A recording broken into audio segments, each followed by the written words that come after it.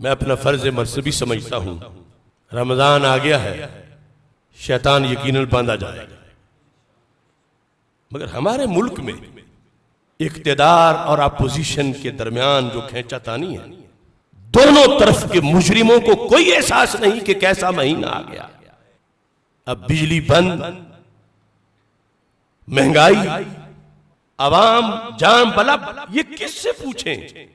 ये दोनों तरफ के मुजरिम, इनका किरदार उस मरीज के पास खड़े हुए डॉक्टर और हुकूमत जैसा है कि जिस बेचारे को ऑपरेशन थिएटर में लिटा दिया गया है, तड़प रहा है, और आपस में डॉक्टर और हुकूमत लड़ाई कर रहे हैं, डॉक्टर हड़ताल कर रहे हैं, हुकूमत उनसे उलझ रही है। अब उस मरीज पर क्या बीतेगी? पाकिस्तान के अवाम जाम बलब, इनकी हैसियत ऐसे ही है कि ऑपरेशन थिएटर में पड़े हों, और ये टोला जो इख्तिदार में है और जो अपोजिशन में है, ये आपस में एक दूसरे के साथ जो खींचातानी कर रहे हैं, दोनों टोले अवाम पे जुल्म कर रहे हैं। क्या इनमें से हर एक ने दूसरे को चोर नहीं कहा? क्या इनमें से हर एक ने दूसरे को डाकू नहीं कहा? तो फिर भी इकट्ठे हैं, खा इख्तिदार में हो, खा अपोजिशन में हो।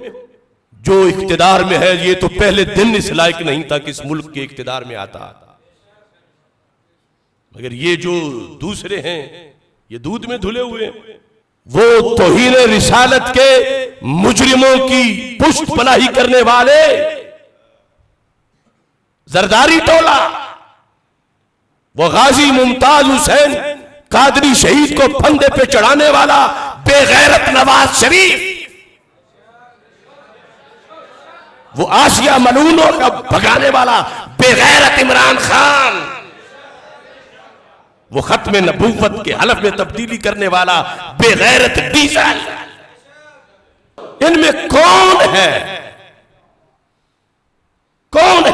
जो हकदार हो इस मुकद्दस मुल्क के ईवान में बैठने का? भेड़ों बकरियों की तरफ बिकने वाले ये अवामी नुमाइंदे हैं। जिधर कोई बोली लगाता है उधर ही चले जाते हैं। मेरा मुतालबा है मुल्क के मुक्तदर इदारों से इन सब को ईवान से दफा किया जाए। इनमें कोई भी ऐसा नहीं कि जो इस मुल्क की हुक्मरानी के काबिल हो। अपने अपने वक्त के ये सारे फिरौन हैं, सारे यजीद हैं, अमेरिका की कठपुतलियां हैं, गैर मुस्लिम कुव्वतों के एजेंट हैं। हमने इलेक्शन में भी कहा था, शायद तुम्हें याद हो या ना याद हो, मगर ये कौम पता नहीं कैसी है, इन्हें मुहासबा करना आता ही नहीं। अब मुहासबा करती कौम तो कौम का हक था। अपोजिशन ने तो उस इख्तिदार में आने वाले यजीद को मौका दिया बच जाने का। लोगों ने पूछना था महंगाई क्यों है, लोगों ने पूछना था ये करप्शन क्यों है, तूने वादा किया था, कहां गए तेरे वादे? इन्होंने उसको मजलूम बना दिया है, मौका दे दिया है फिर आने के लिए कि वो बोलता रहे, लोगों को गुमराह करता रहे। लिहाजा ये एक ही खोटे सिक्के की रुख है, और वो अवाम जो फिर बेवकूफों की तरह इनके साथ चल पड़ते हैं, वो खुद फरेबी में है। और मुल्क में 1% भी शायद सारे मिलके नहीं बनते, और बाकी अवाम बेचारे मजलूम बेजुबान बैठे, किससे कहें क्या करें। इस वास्ते इस मौका पर हमारा ये मौक़िफ़ है जिसका मैंने मिंबर पे बैठ के इजहार किया, और ये भागता हुआ हुक्मरान, इसने उलमाए हक को हजारों की तादाद में गिरफ्तार करके जेलों में डाला।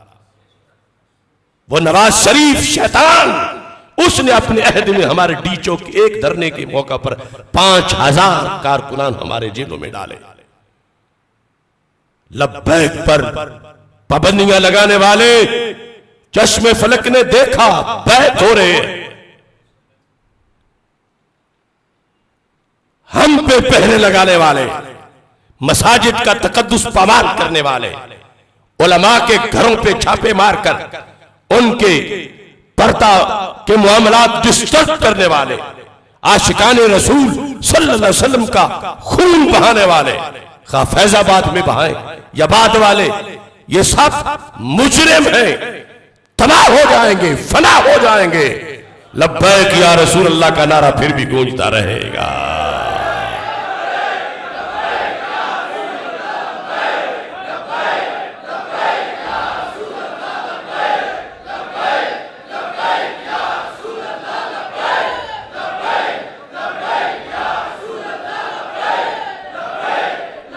लिहाजा इनमें कोई फर्क नहीं, एक दूसरे से बढ़ के फिरौनियत में, यजीदियत में, इस्लाम दुश्मनी में एक दूसरे से बढ़कर अगर एक तबका निजाम मुस्तफा सल्लल्लाहु अलैहि वसल्लम का बाकी है तो दूसरा भी है, अगर एक खत्म नबूवत गद्दार है तो दूसरा भी है, अगर एक नमूसे रिसालत का मुजरिम है तो दूसरा भी है।